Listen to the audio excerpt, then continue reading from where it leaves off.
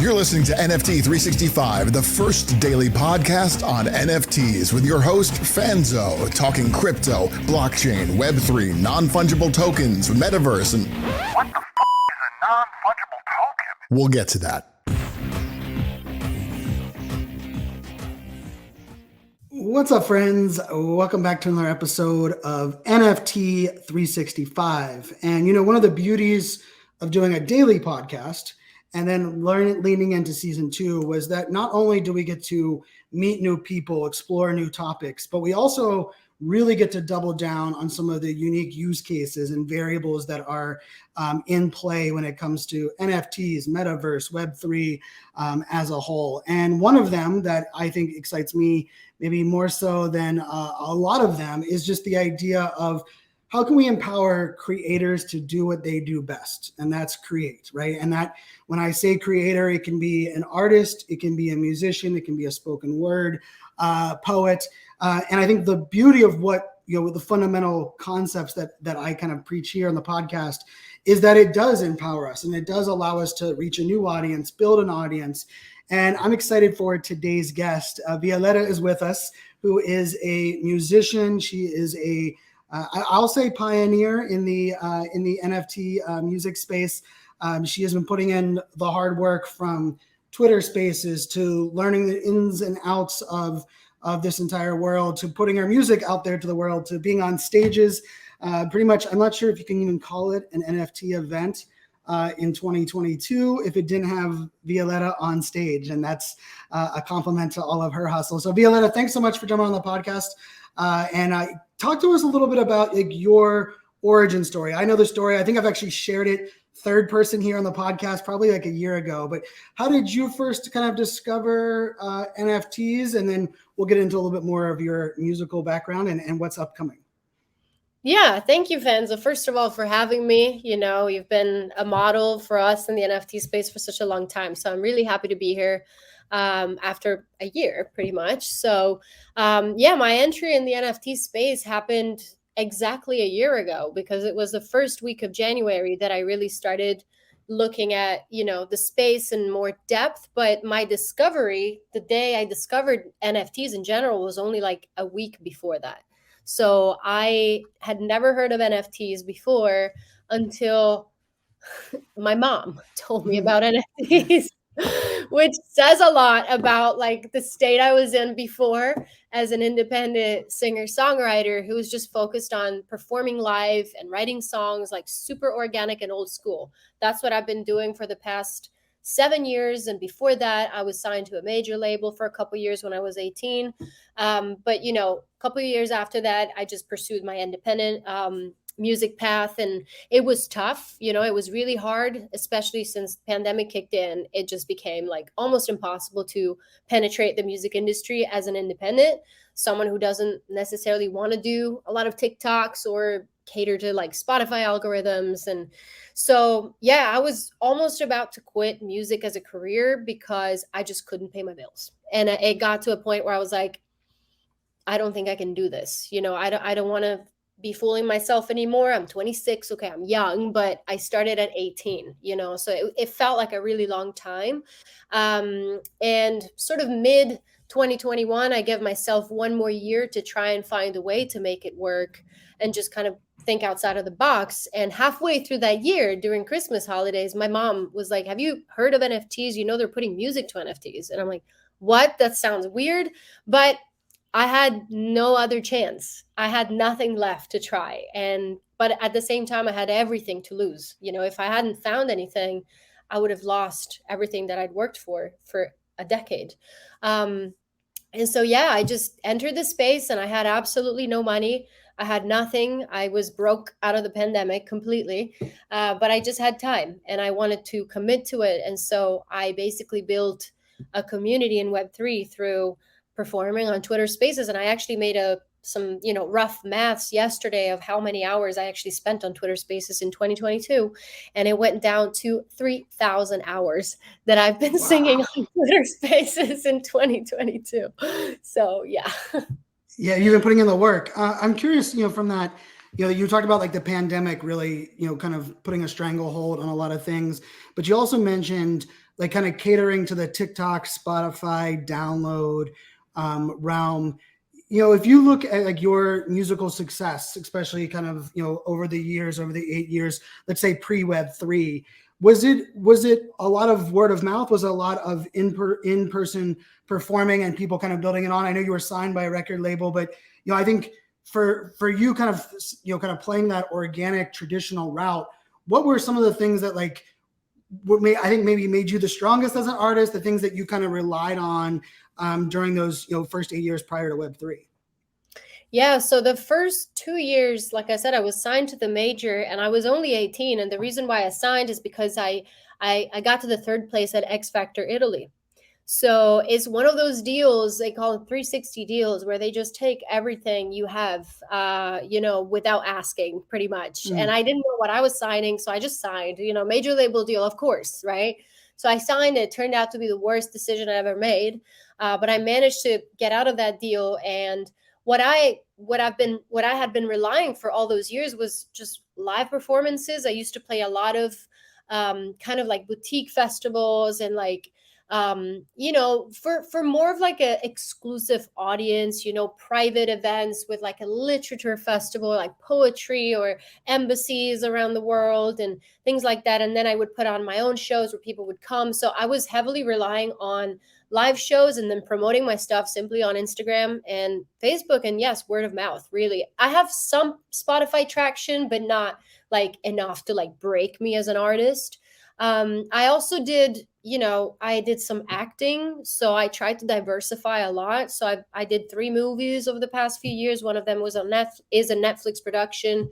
So that was cool. But I was just diversifying a lot, and doing music for commercials and like writing songs for other artists, just like try to scrape by. But I was never able to just like promote my own music the way I wanted it without anybody telling me how to do it, Well, I think that's ultimately, what many of us believe that this space can provide. But I also think there's often a disconnect between like, what does it take, right? Like you said, your mom kind of clued you in a little bit on NFTs, started doing a little research, music NFTs, it's like a niche within a niche in this space, right? Especially a year ago, right? I like to think we made some pretty big strides on music NFTs. Still have a long way to go, especially one would argue we need a lot more musicians that are in the space more so than anything else. But I think from the outside in, there's kind of like there's 2 senses, right? Like one's like, oh, so you just took your album art, you put it out there, you put it for some sale on crypto and people bought it. And then other people are like, oh my goodness, no kidding. You have to build, you have to have a smart contract, you have to storytell, you have to build a community. And in many ways, it might feel like for some musicians, that's more work than even the Spotify kind of TikTok game of like kind of putting yourself out there. How did you first kind of like feel as far as like all of that additional effort? Because for those that don't know, you've not only built a very passionate community around your art, but there's a story to the art that you used with the music, and then what songs you released, and then how you kind of brought those to life. But for those that are kind of like looking at it from the outside, how have you approached all of these other moving parts in this new Web3 musician world? Yeah, it's a great question, especially because I was completely ignorant on all things technology, all things crypto, all things NFTs. I'd never bought a piece of crypto in my life before. I had a MacBook Air from 2015, an iPhone 6 when I came into this space. That's how old school I was. And the moment I opened my laptop into Decentraland and I saw it hyperventilating, I was like, oh God. Okay, I don't think I can do this. So I had a little bit of saving that I had from a voiceover job that I did and bought a new computer. So that was the first thing. But I understand what you're saying. A lot of musicians probably find it easier to do those TikTok videos and find ways to crack the algorithm in a way. I find that harder, but that is me. I'm a very passionate person, and I really, really do it for the love of my music. I don't care about the fame. I don't care about the work that I have to put behind, but because I know that the music will get somewhere, I just need to build the tools and also respect myself, because I know that if I don't do something while loving it, it's not going to be great. It's not going to work out. And I'm also curious. So I was like, hey, this gives me an opportunity to learn about tech, learn about the advanced technology, learn about general knowledge, finance, and all that. So I'll just go for it. I don't think I can't do it. I mean, why not? But I can see how it can be daunting for some people that never had to do that kind of thing, and it's just easier to have a phone and upload a video. For me, it's much harder to do that for some reason, and I just feel like it all flowed so naturally. Like the song that I put out that drove the whole collection is called Moonshot, which is like, it kind of became an anthem to the music NFT like movement, and like we're here trying to look for the impossible, and it felt like it was all meant to be. So yeah. I love that, and I think it's such an important component. And we're going to talk Moonshot. Moonshot happens to be in our Mint 365 collection. We minted that as part of our collection. I know many of our listeners are holders as well. But one of the things I remember early on, as I got to know you and hear you in Twitter Spaces, and fall in love with the voice that you were putting out there and your talents, was that I feel like what you and I'm not sure if this was calculated. I'm curious from a I think early on you were putting it out there and saying, hey, this is who I am. I'm learning. I'm kind of figuring it out. But you were, giving, right, in the Gary V jab, jab, jab, right hook. You were giving. And I remember in many spaces, some of the early like bunny buddies and spaces that we had done together, people were like, I just want to buy your music. And you hadn't had, like, your NFT wasn't at that spot yet. And so I think for musicians, and I think it goes for just about anybody, you did an amazing job of like, hey, I'm going to give, I'm going to build community. I'm also going to just show up, which, crazy enough for most people, they don't realize like that's the number one key. Talk to me about like that early, like January through springtime kind of pre-launch. Like, how did you stay committed to like showing up and singing and putting all that time in Twitter Spaces and really doing it without having like there wasn't like a sign up for my email newsletter or buy my NFT for so much of your time? How did you keep yourself motivated during those days? Well, I see the thing. I just saw the results every day, even if it was people sending me a DM saying, hey, that song was amazing. Like, I had been missing that for so long because I was crushed by Web2 music labels and managers and booking agents that literally would tell me your music is so outdated.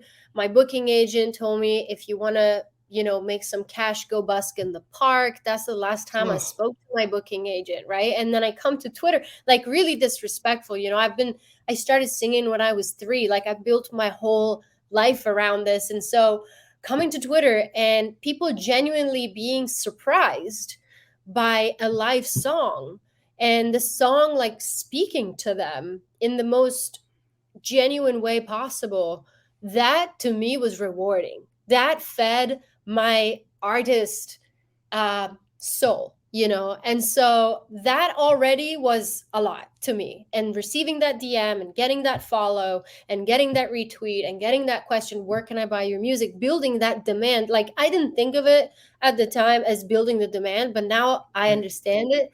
I was just giving, like you said, because for me, it was already a lot to be heard. It's sad, but it's true. I don't think it's sad at all. I think for so many of us, we can relate via the pandemic, right? And like for me, as a full-time speaker, I didn't realize how much the road and travel and my live audience meant to me, right? And just getting that feedback, right? Like reminding you every day that people appreciate your talent, your craft, and that what you're doing, it makes an impact, right? And I remember, early on, I feel like your reputation, I think, from the jump was very much like, oh, if you haven't heard Violetta yet, you're missing out. Like, wait till you hear her. And almost every time someone was either tagging you on Twitter and you'd pop in and you'd sing a song and we'd start to get to know many of your songs, right? More than just 1 or 2 songs. Talk to us a little bit about how did that go to, okay, I'm going to put out a song. I'm going to even tie back, I believe, to your dad a little bit in the art and the kind of the story. Talk to me a little bit about like those decisions of your first piece, because I know we have the next one coming up, which I think people will get to hear a little bit more about. But I think there's so much to be said on like experimenting. You said you're curious. Like, you didn't have to have it all together, but you did have a very Like, I remember I loved what you were thinking about with the art and the story, and you also had the community, but you're pretty good at managing expectations as well. So talk to us a little bit about like that launch of Moonshot and how all that kind of came together. Yeah, I mean, I was only 2 months into the space when I launched Moonshot, which sounds crazy when you think about it. As someone like who never heard of NFTs until 2 months before launching 2,500 NFTs, like, it's like pretty crazy. And I only had a dev and no marketing team, nothing.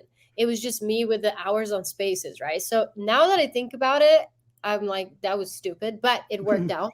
Um, and so I had no idea how to build an NFT collection. I had no idea about trades, none of that. I did have someone helping me, like a mentor.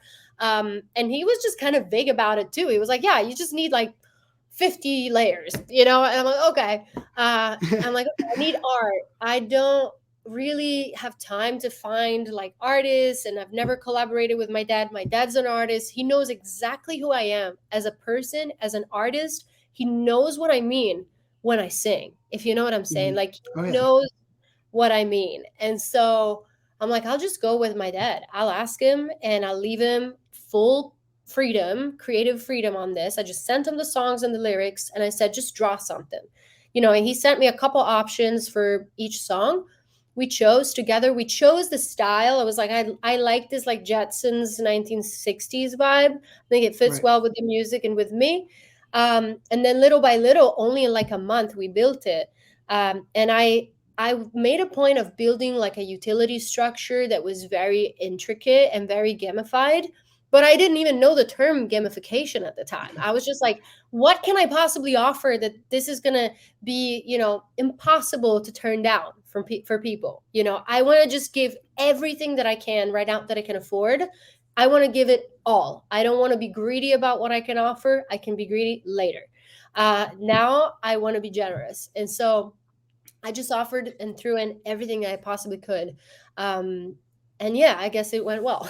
So and around that, right, with the launch of Moonshot, as a girl dad, the fact that you went to your dad was like, it hit me right in the feels, right? Because I hope my daughters, as they're one of them turns a teenager this month, my oldest. Wow. And so I'm in that, just the idea that, it was your first time being able to collaborate with your dad, and you're able to kind of bring those two worlds together. I thought was so beautiful. But you also, at the same time, kind of went all in on physical events and going to physical events. And it might sound natural for someone that's like, oh, of course, a musician's going to go sing, but that's out of pocket. And one thing I think we all have learned in this space is like, not a lot of events put on by NFT projects are very well funded or have budget. So the showing up on Twitter Spaces, for those that maybe aren't as huge in the Twitter Spaces, might seem a little bit like, oh, well, you were singing from your room, but then you also doubled down, and we got to meet in person. I got to see you sing in person, a couple times. Talk to me a little bit about like how much did that impact you feel like that had on both the collection, but also your kind of commitment to this space, as an artist, especially performing live.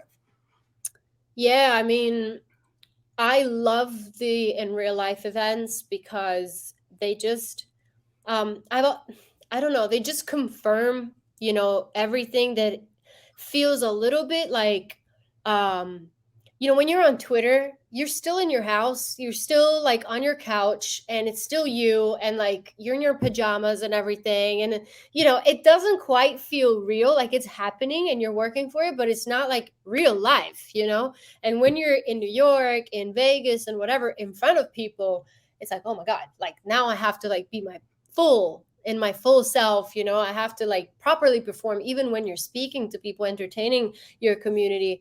I love doing that. I love meeting people. I genuinely love my holders. Like genuinely, I think they're amazing people. So I love to just hang out with them.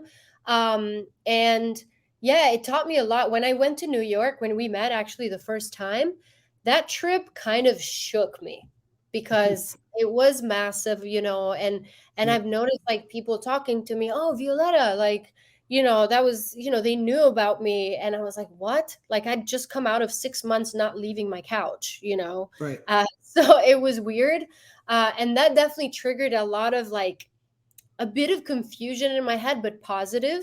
And I saw that the more events I was doing, the more my community also was getting excited, because they were seeing people were inviting me to perform. More and more people, like people would buy my NFTs live because they see me perform. I was doing a presentation in the Canary Islands just a couple months ago. And by the end of the hour that I had to do my keynote, I just had 30 sales. Just like, and there were like 70 people in the room, So those things are amazing. That's when you really, really communicate who you are and what your goal is. And so I'm going to do a lot of them this year for sure. I love that. I think it is important too for us to, like you mentioned, like some creators are great at like the TikTok video side. Some are great marketers. Some are great at, being the, shilling for what they need to do. But I think finding your own lane, right? And I think you've done that extremely well on like what you're comfortable with and how you're kind of, and I think part of that is like evolving, right? Figuring it out as we continue to go. I'm curious, as like you launched the first collection, I loved, the hustle and getting it in more people's hands. You had a lot of collectors that would buy 1, then 5, then 10, and you really had some massive supporters. But you also approached, collaboration. You were collaborating with other musicians in many places, collaborating across Twitter spaces. How has it been for you as a musician with other musicians? I know the musician space can be kind of like a dog-eat-dog world in some cases where, depending on your label, depends on how much people respect you. And how has that been for you as like a Web3 musician, working with other musicians and even just kind of like bringing that creativity to life? How have you kind of received all of that?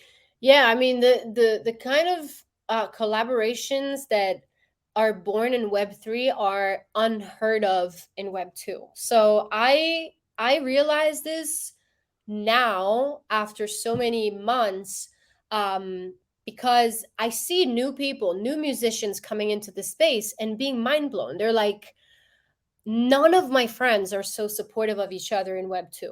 Like they're all there, trying to like copy each other, or like they're competitive. They don't like give each other space, to shine. And that's something I've wanted to do from the start. So I've been hosting my spaces since January last year, every day at the same time, where I just try to showcase other artists as much as possible, because I know that they deserve it. So if I can create a little bit of a platform, they're going to benefit. And I know that they're going to help me as well. When I need, like, we have to like stick together, right? A community, we're a team.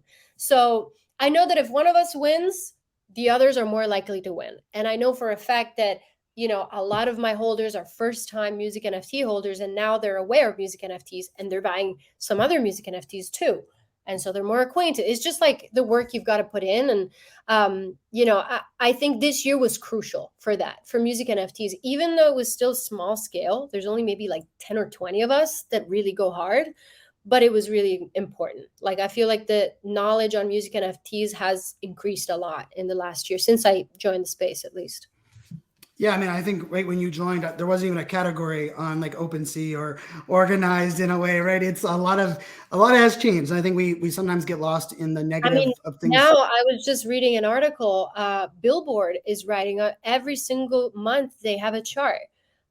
So Billboard.com puts out a blog, and there's like best-selling music NFTs in December. I was at 4th. I've been in the chart for the last 7 months, and I'm like, oh my God, that's crazy. Like that wasn't there before when I first joined, Billboard is like huge, Yeah. And it's also fun too for our listeners, right? We had Sammy Arriaga on the podcast, our first musician that we brought in, who I became really close friends with. And then about 6 months later, we had Spotty Wi-Fi came on and kind of shared his journey. And now you're on. And I think even like the space, right? From my first interview with Sammy to, talking to Spotty and then being able to bring you on now, there is something beautiful about kind of like the momentum and things that are emerging.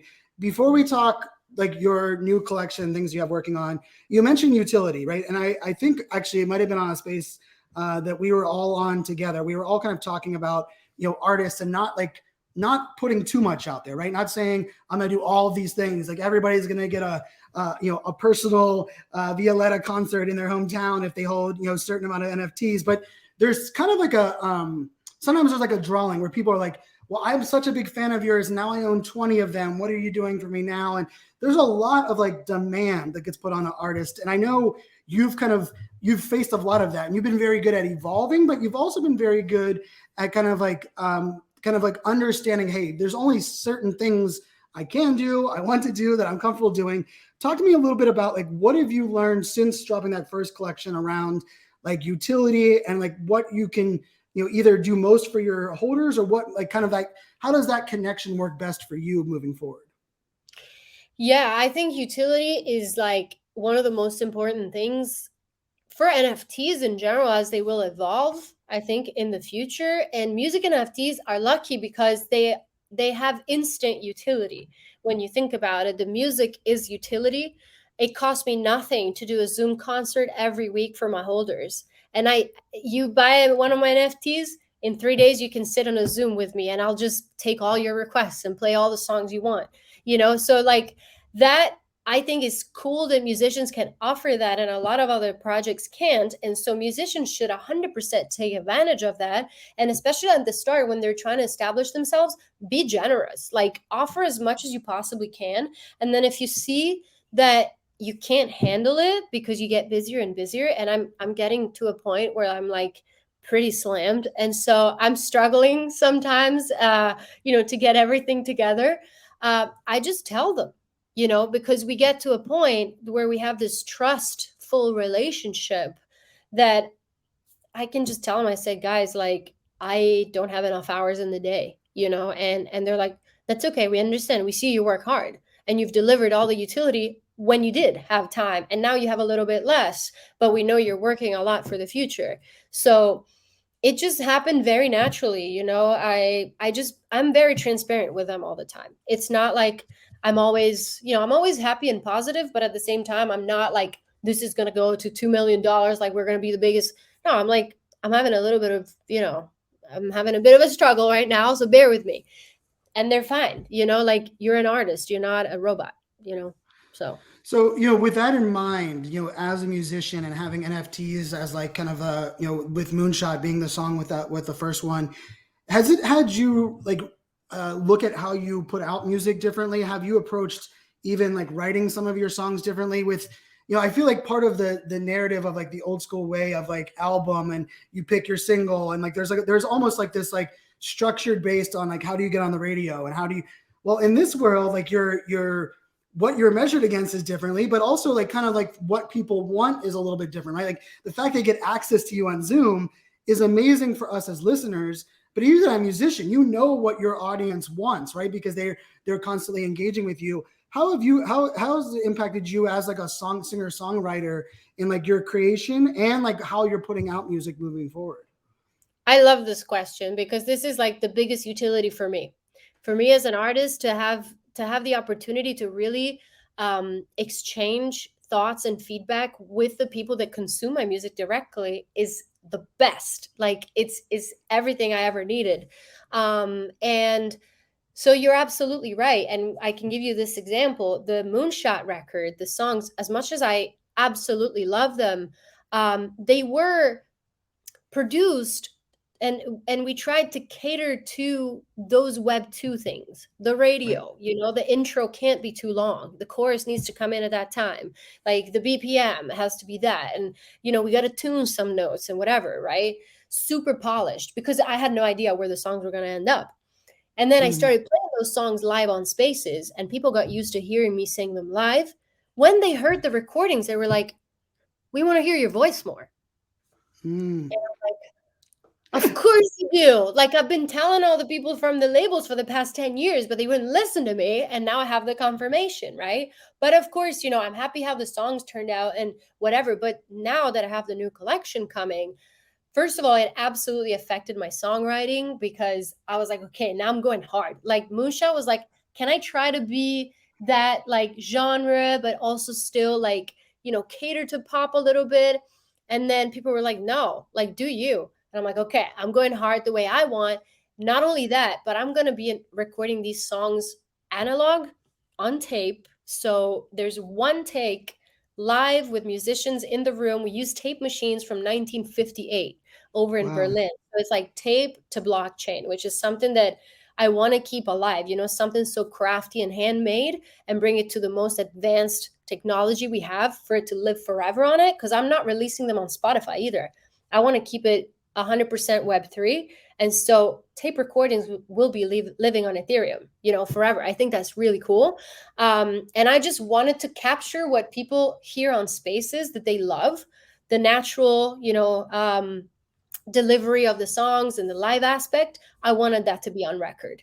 And so, yeah, what I ended up making is not a pop record at all. It's like pretty bold, but it's Web3. I mean, you have to do what you want, because that's the only way you're going to make it if it's authentic, in my opinion. And I think that is, and I love like tape to blockchain, right? And, I think for our listeners too, like this is a perfect example of like new technology not having to replace the old, right? It's giving a new vehicle. I talk about that with AI, as far as artificial intelligence comes in. And like, just because we're outputting it on the blockchain doesn't mean we can't create it, record it, design it traditionally, like with what you've been doing there. I'm curious, you mentioned not putting out on Spotify, right? And this is one of those, it's a weird decision for a lot of us in the space of, we want to get more exposure. We want to provide exclusivity to our holders. We also understand that the times kind of will always change. So how did you approach kind of the decisions to be like, hey, my NFT owners are going to get this. I'm going to maybe grow the collection a little bit as far as size. What were some of those like deciding factors for you moving into this new album? Because I think there's a lot of people, even if you're not a musician, that have to factor in like going big and, hey, I want to have a radio hit versus, hey, I want to reward those that are funding. How did you approach kind of your decisions kind of moving forward with this new release? Yeah, it took me a long time to get to that conclusion, but I think first of all, I am very much against the way Spotify treats artists and songwriters, and I'm sure even their employees, to be honest. It wouldn't surprise me. The only people that make money from Spotify is really big record labels. And so I'm like, I don't want that. I don't want to be part of that. I don't want to associate myself with that. That is wrong, and it's brutal. It kills musicians and music lovers around the world because it filters out the music that you guys could be listening to, and you'll never know because of them. So I think that's a principle that's wrong, and I don't want to be associated with that, even if it might be sacrificing a little bit of passive exposure. But let me tell you, I have over 10 million streams on Spotify. Did that change my life? Absolutely not. And it's 10 million streams. And it still takes time, to develop those 10 million streams that I could be putting in Web3 to actually provide value and build a name for myself and be ahead of the game for when 100% in 10 years, music will be fully on chain. I believe in that. I'm a Web3 maxi. And so I want to start now. People have to start now if they want to get to that place in 10 years, right? And I want to be part of it. So I spoke about it with my community, and they were like, we actually wouldn't really like or care if you put it out in Web2, because we're here for your music, but we're also here for the journey. And this is for the long term, Yeah, I love that. And I will say, for me, as someone that's not a musician, and I've traveled with, my favorite band being Dave Matthews Band. I've seen them over 70 times live, and I became a warehouse member. Yeah, I became a warehouse member in 2001 of their fan club, right? And I traveled everywhere in the United States to see them, at one point like 12 or 14 times a year. And for me, like, those early days, and even some of the early back, we have CDs that were made from some of those live shows.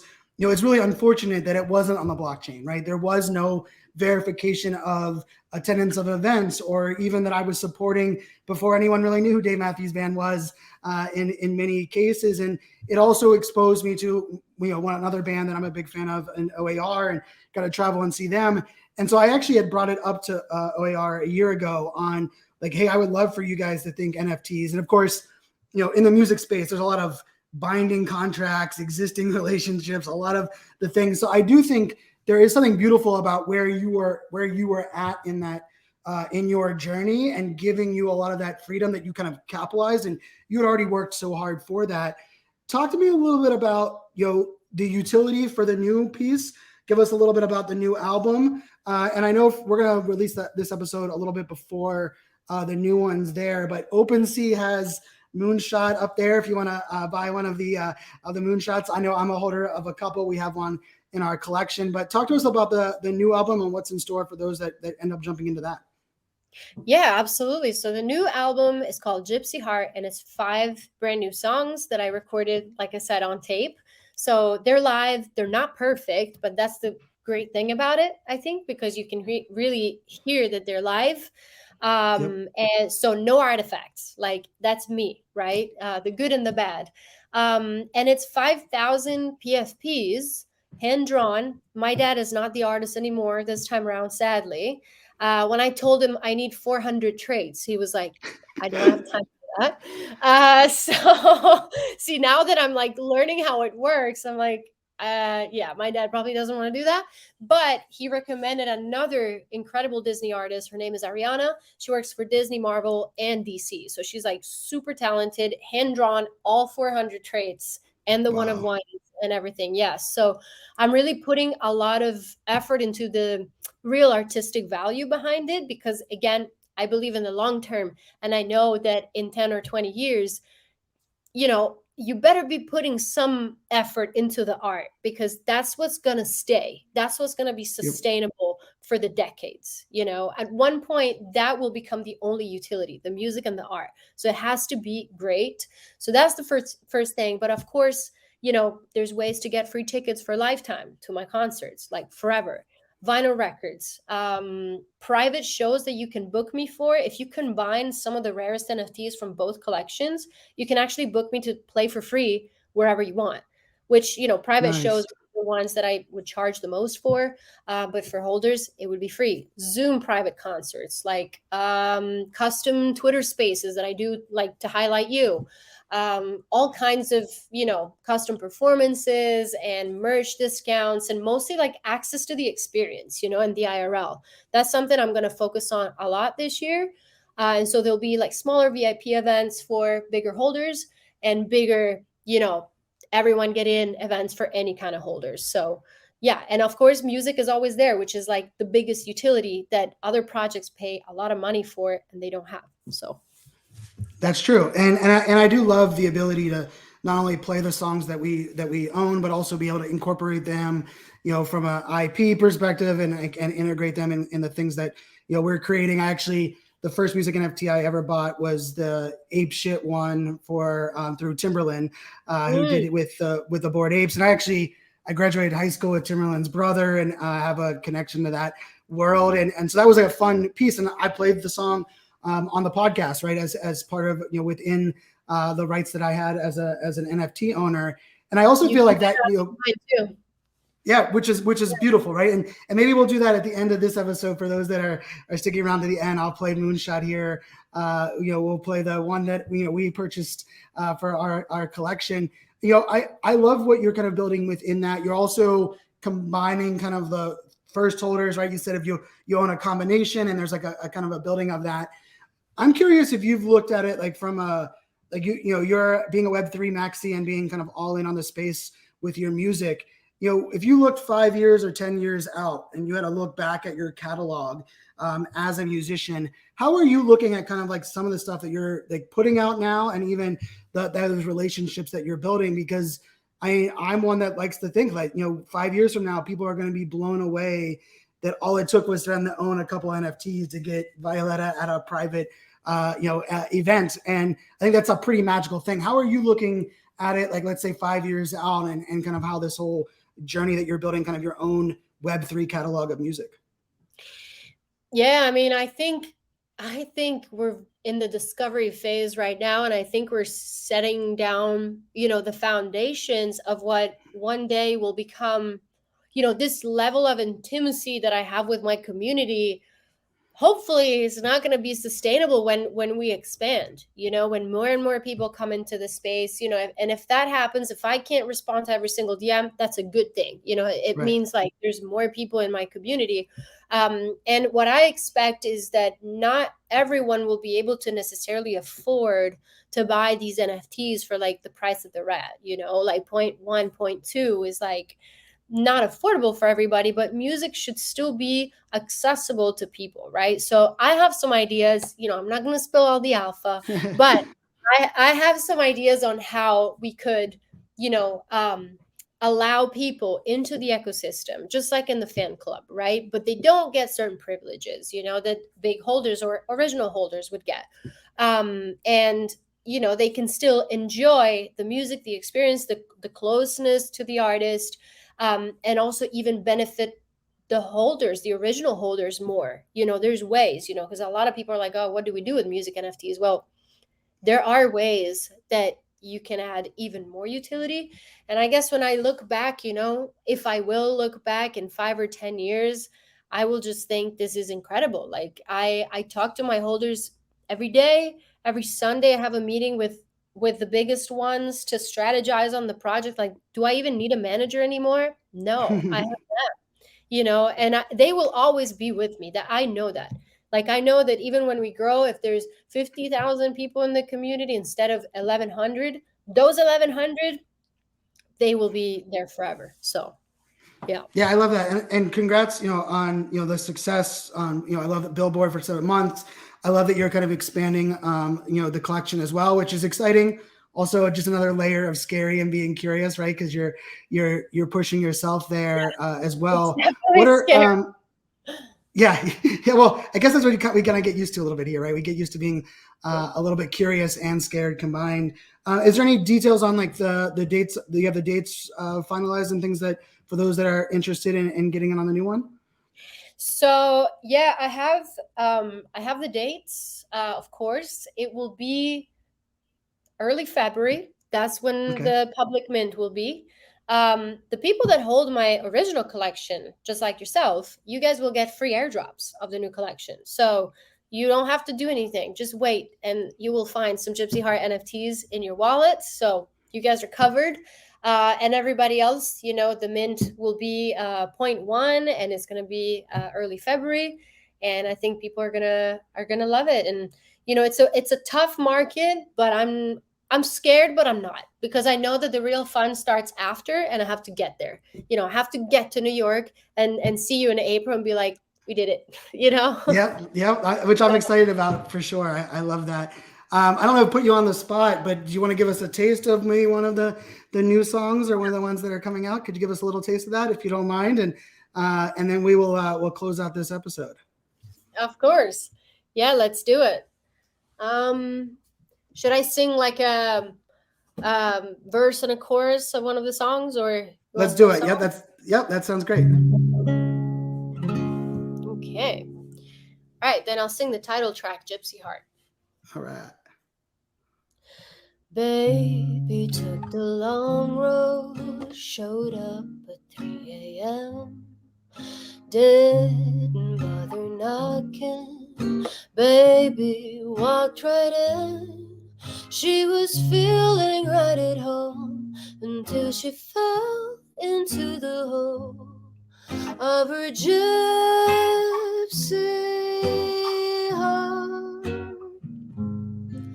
Baby's getting older, she wants to see the world.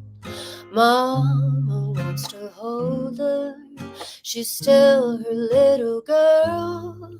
She'll be gone before tomorrow, 'cause baby's gotta follow her gypsy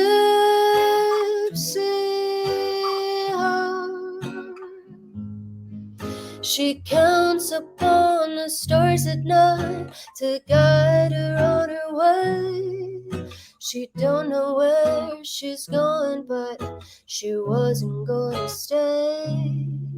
She'll let you in just for a while, but beware from the start. She may not have much room left inside her gypsy heart. Woohoo! Loved it.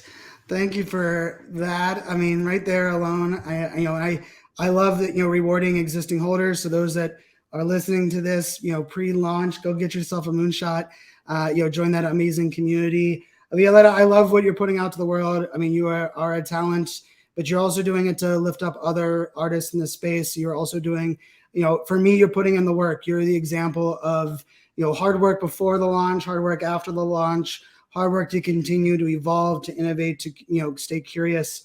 And I think you're an inspiration, and you're an inspiration, I know, to so many that will continue to be inspired to get in this space as we continue to open these doors. So any last words from you as we kind of wrap here for this episode?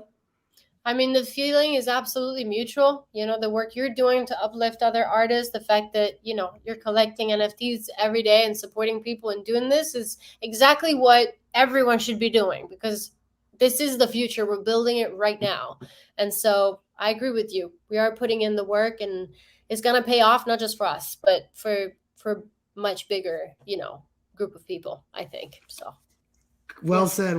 And and for those that are listening too, I think one of the beautiful things about, music NFTs for me is that idea that like I get to be part of the journey and the success of musicians, right? And this idea that, we talk about it here in the podcast. The mantra is we are greater than me.